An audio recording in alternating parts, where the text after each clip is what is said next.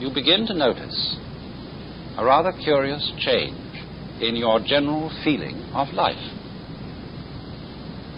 You notice that there ceases to be what I would call an interruption or an interval between your experience and yourself.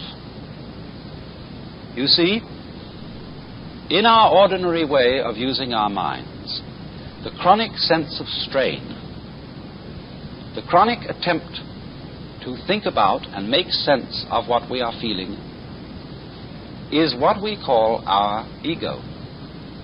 If you say, I experience my own existence, I am aware constantly of a knower behind and receiving all that is known, then you get this chronic sensation of there being an I, a self, who has all these experiences, and that I or self is what we call the ego.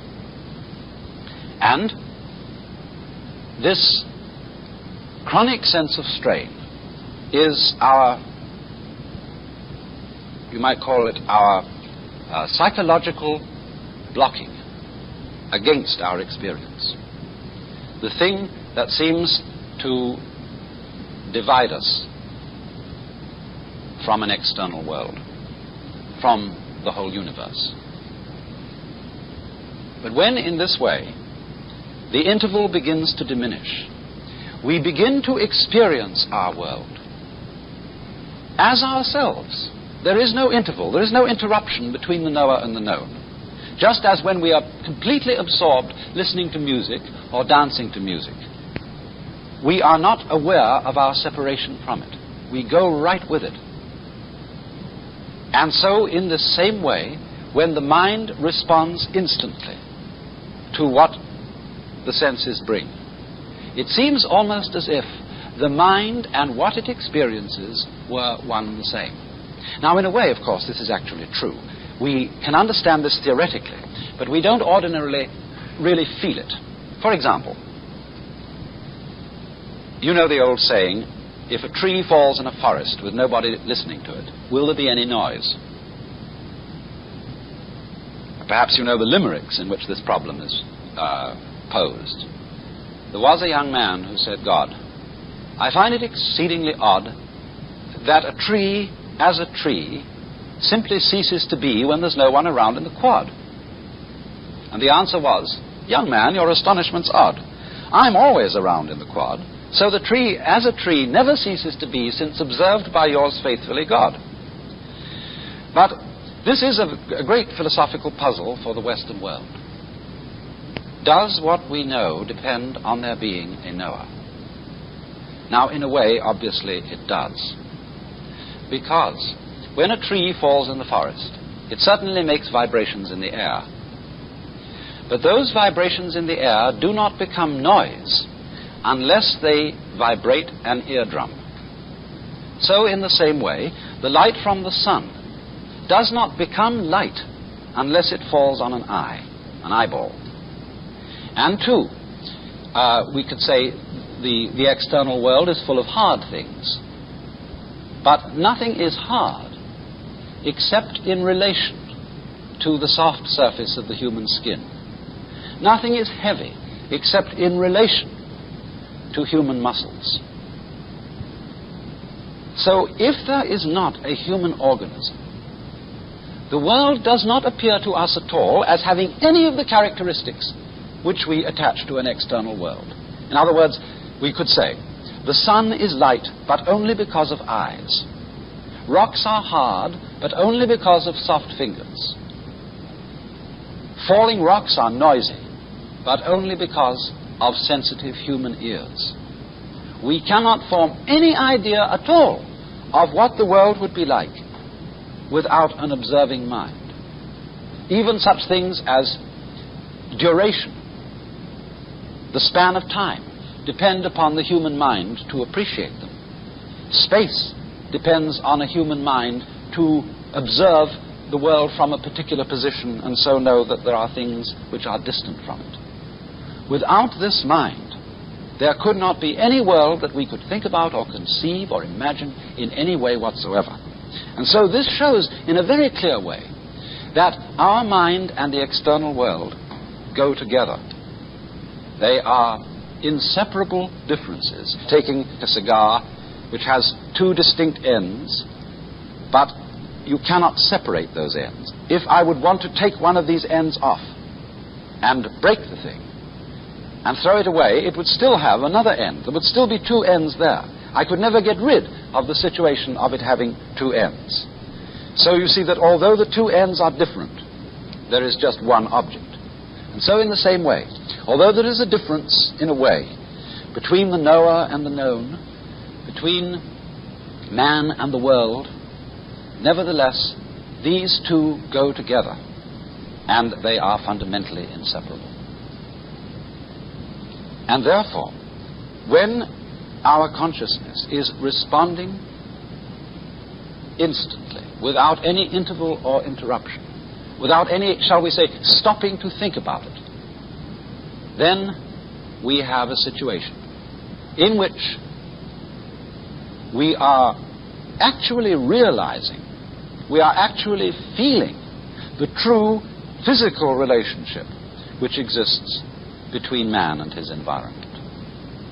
And this we could call the experience of oneness or unity with the universe, which is the function of meditation. Now, I think it's not difficult to see some very obvious values in this. Because,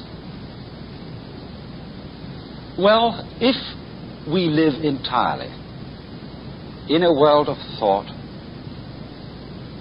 all the things that we pursue in life tend in a way to become arid and unsatisfactory, because we are living in an abstract world. In other words, nobody in his senses is going to eat a menu instead of dinner.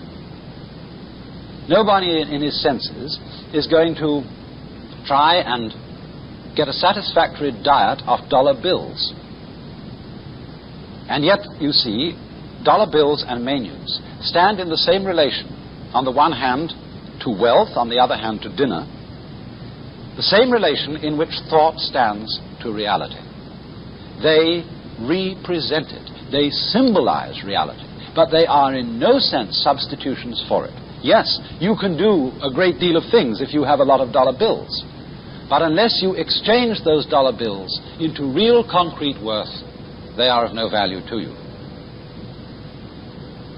And so in the same way, if we try to live in the world of pure thought, we begin to feel a strange, unsatisfactory quality to the world. And this living in pure thought is not something that is only done by, professors and intellectuals and thinking people. Perfectly ordinary people often live in the world of pure thought. As, for example, when we pursue certain goals in life, when we say, I want to be successful, I want to be happy, these are really abstractions. Because supposing you become enormously wealthy and you're able to afford 3 cars and 6 houses, you can't drive in 3 cars at once. You can't live in 6 houses at once. You have a symbol, which we call prestige, of your status. But that is an abstract symbol. You can't eat prestige. You can't eat success. And so, to overcome that kind of beguilement by the fantasies of thought, not thinking is an important adjunct to thought. To be able, every so often, to cease the hubbub going on inside one's head and to let talking to oneself stop and come to stillness. You needn't, of course, sit in the meditation posture to do it. This is simply the way it's done by Buddhists and Hindus. You could walk, you could sit in the ordinary way, you could lie in the bathtub and do it. You can lie on your back in bed before you get up in the morning and do it. Just let your mind alone and stop trying to make sense of the world, so that there is really something to think about other than thought itself. It's like if we wrote books about nothing but books. This is, I'm afraid, what a great deal of scholarship is. Books about books about books. So in this way, through meditation, we come to that kind of profound peace which is exhibited in the faces of the Buddhas. I remember particularly some words by Lafcadio Hearn, in which he gives a marvelous description of the whole attitude which these faces represent. Each eidolon shaped by human faith remains the shell of a truth eternally divine, and even the shell itself may hold a ghostly power. The soft serenity, the passionless tenderness of these Buddha faces might yet give peace of soul to a West weary of creeds transformed into conventions, eager for the coming of another teacher to proclaim, I have the same feeling for the high as for the low, for the moral as for the immoral, for the depraved as for the virtuous, for those holding sectarian views and false opinions, as for those whose beliefs are good and